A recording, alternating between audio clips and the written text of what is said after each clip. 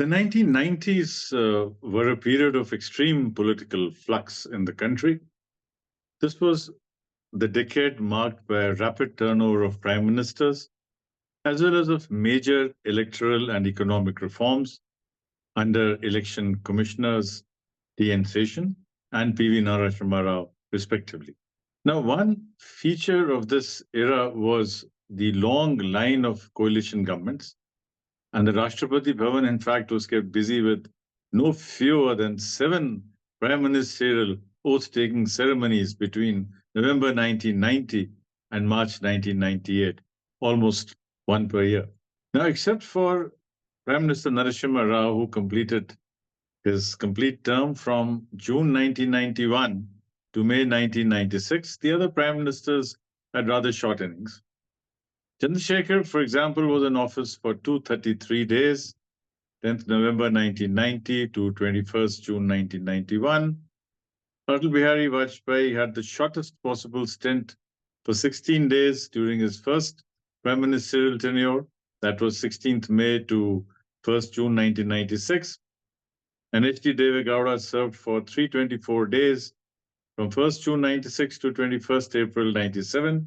I.K. Gujral was as the Prime Minister for 332 days, 21st April of 1997 to 18th March of 1998. And in the second term, Vajpayee served for 573 days from 19th March 1998 to 13th October 1999. And this is also the phase of TN Seshan. Because he actually got the grips when the elections had to be postponed in May of 1991 after the assassination of Prime Minister Rajiv Gandhi. Now, Rajiv Gandhi's assassination saw a surge in the support for the Congress party. And according to the India Today Marks survey report done at that time, it was felt that the seats or the polling percentage had gone up in favor of the Congress, but it could still not achieve an absolute majority. It did emerge as the largest single party. At this point, the anti-Congress sentiment, which had fostered the cooperation amongst opposition parties in '89, had largely dissipated. There was a lot of support for the Congress, and President R. Venkataraman invited the Congress to make the government, which this time they accepted. And PV Narasimha Rao became the head of this minority government, the first of its kind, which lasted a full 5-year term. Interestingly, Rao had announced his retirement from politics and had not contested elections as well. But when the offer of becoming the prime minister came up, he emerged as the consensus candidate, and together with Finance Minister Manmohan Singh, he's credited with ushering in economic reforms that have set the country on the high growth trajectory. Meanwhile, on the electoral reform front, CEC TN Seshan started making his presence felt. The 1991 polls were his first as the CEC, which gave him a first-hand experience of the pain points and the lacunae which were plaguing the electoral system. And he was the person who identified the discrepancies between the letter and the spirit of the Representation of People's Act, as well as Article 324 of the Constitution, and the reality on the ground. How did Seshan become the Chief Election Commissioner? In fact, he's very candid in admitting that he got this assignment because of his friend, Subramaniam Swamy.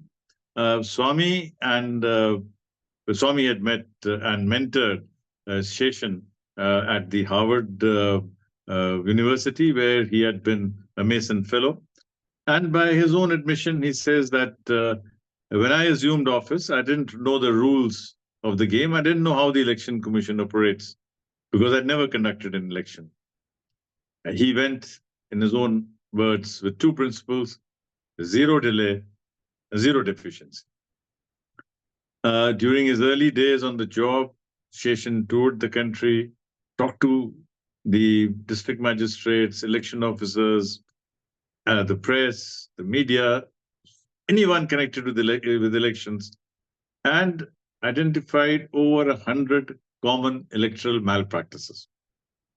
Well, there's a whole range of them, but some of the important ones included uh, the inaccuracy in the election rolls, the improper setting up of polling stations, coercive electioneering, campaign spends which were much more than the legal limits, booth capturing, liquor distribution, misuse of government funds, appealing to voters on the basis of caste and communal feelings, use of places of worship for campaigns, and unauthorized use of loudspeakers and high volume music.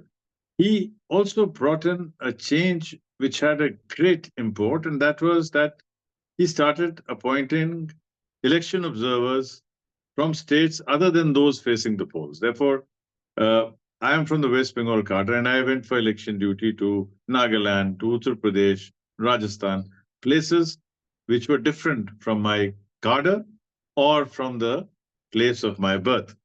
And this he did by bringing about changes in the relevant provisions of the Representation of Peoples Act. The speed and the firmness and the rigor with which he was implementing his reforms obviously did not suit the government of the day, and there were frequent collisions, and the government wanted to implement the act which they had passed during the times of his predecessor. And in 93, October 93, the center made the election commission into a multi-member body by appointing Mr. M.S. Gill and G.V.G. Krishnamurthy as two additional election commissioners. And in fact, I should not use the word additional, as two election commissioners, and therefore it became a multi-member commission.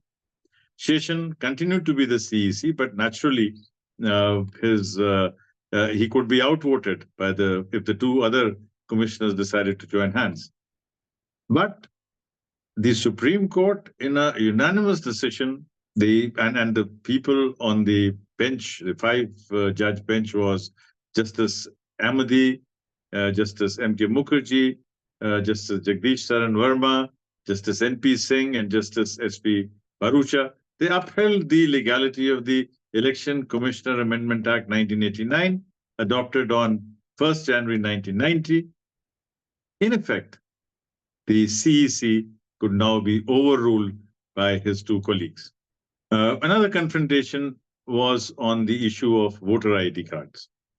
Seshan said that, he will invoke Rule 37 of the RPA, which allowed postponement or even cancellation of elections. And he said that if the government continues to delay the issue of photo ID cards, he will invoke Rule 37. This caused a furor with Jyoti Basu saying that, he's a mad dog, and Supreme Court interceded in the matter, and they rejected his point of view.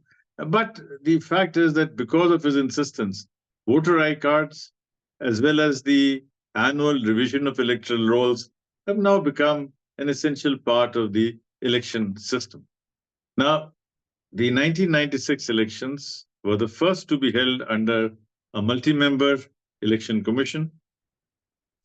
I was appointed as an election observer for the first time in the 96 elections, and I could see the practical differences on the ground, because the observer's role now included ensuring that no eligible candidate was rejected during the filing of nominations.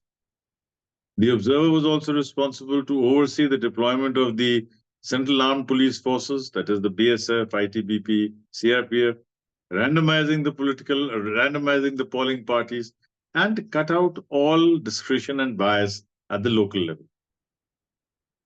This was an election in which the BJP improved its score. It was able to capitalize on the Ram Janmabhoomi Babri Masjid polarization, and it won 161 Lok Sabha seats, thereby making it the largest party in the parliament. And this was also a first for a non-Congress party to become the largest party in the Lok Sabha, although it secured neither a significant increase in popular vote nor enough seats to secure a parliamentary majority. But Following the Westminster tradition, President Shankar Dayal Sharma invited Atal Bihari Vajpayee as the leader of the BJP to form the government. He was sworn in on 15th May and was given 2 weeks' time to prove his majority, which he could not. And by 28th May, Vajpayee had conceded that he could not arrange support from more than 200 of the 545 MPs. He gave a rousing speech and resigned rather than face the confidence vote, thereby ending his first 2-week government. Subsequently, the Congress, which was the second largest party, declined to form the government. Thereafter, the CPM leader and the West Bengal Chief Minister Jyoti Basu was chosen as the consensus candidate of the United Front. But the Politburo committed a historic blunder by not letting him become the Prime Minister, and they also decided to not form the government. And therefore, it was Mr. H.D. Deve Gowda who was asked to make the claim for the Prime Minister's post. The Janata Dal and a bloc of smaller parties formed the United Front government. They got external support from the Congress, but as the Congress had made a habit, it withdrew support within a few months. And after April 97, it was Mr. Gujral who stepped into the shoes of Mr. Gowda. Again, the Congress agreed to support him, but within a year or so, the Congress withdrew the support. And so it was that in March 1998, Vajpayee was again called in to head the government. And in the months that followed, he showed exemplary leadership during the Kargil War, and this strengthened both his personal position as well as his party's position. And a confident BJP went in for elections in 1999. These elections saw the BJP-led National Democratic Alliance win 269 seats in the Lok Sabha, and with the outside support of 29 members of the TDP, it was in a very comfortable position to make the government. It was these elections which gave Atal Bihari Vajpayee the distinction of being the first non-Congress Prime Minister to serve a full 5-year term. Another first in these elections was the deployment of electronic voting machines designed by 2 IIT professors, A.G. Rao and Ravi Puvaiya. Now, these machines had gone in for some pilot testing earlier in select constituencies in Rajasthan, Madhya Pradesh, and Delhi. And a lot of by-elections had been done under EVMs. But encouraged by the success of this, it was decided that from 2004, only EVMs would be used for the next elections. Thank you.